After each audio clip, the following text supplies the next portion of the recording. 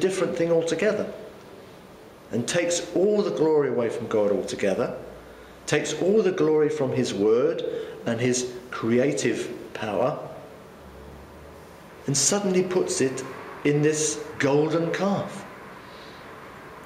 Well, it's no surprise that God was quite upset about that. And the Lord says to Moses in verse 7, "Go, get down, for your people whom you brought out of the land of Egypt have corrupted themselves. They have turned aside quickly out of the way which I commanded them."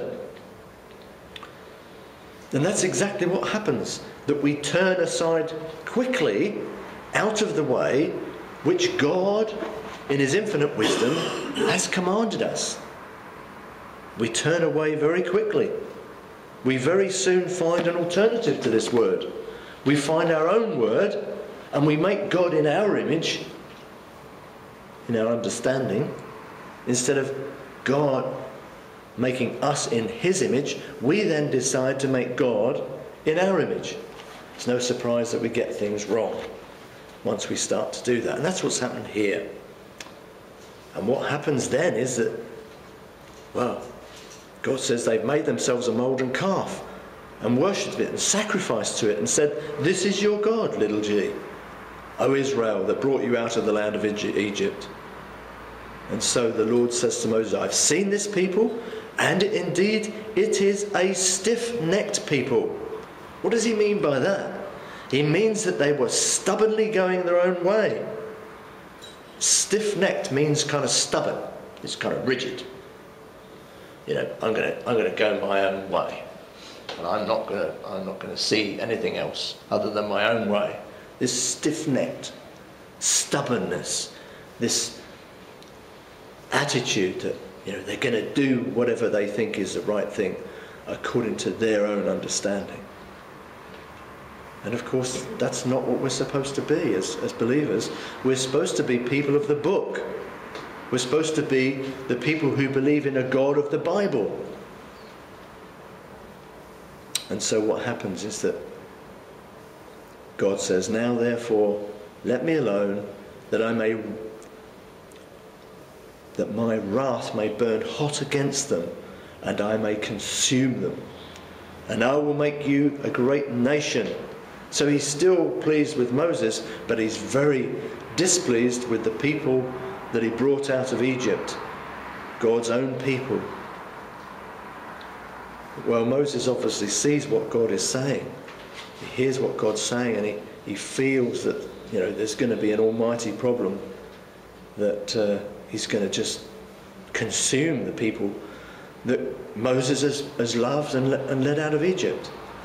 And so this leads Moses to start pleading with God.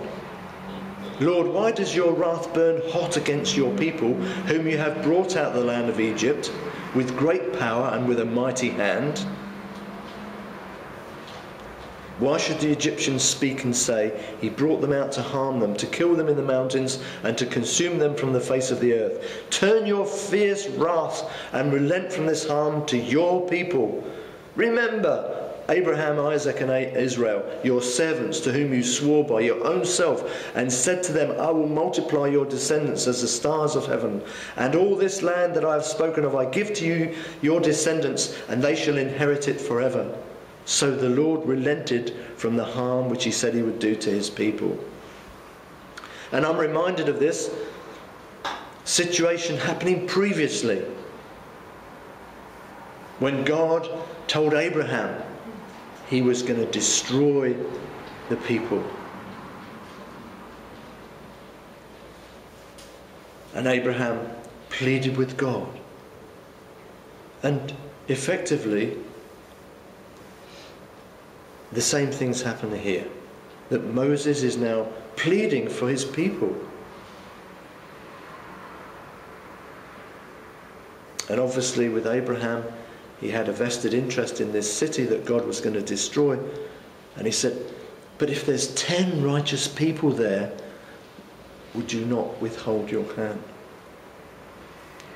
And here Moses is He's doing the same thing. And so when people say, you can't change God, God is unchangeable, but at the same time there's a situation here where God in effect changes his mind.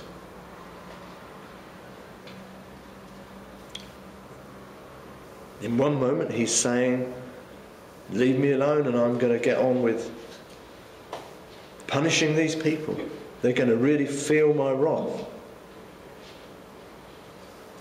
And then Moses, he comes to God in a certain way. First of all, he reminds God that he knows that this is an almighty and powerful God.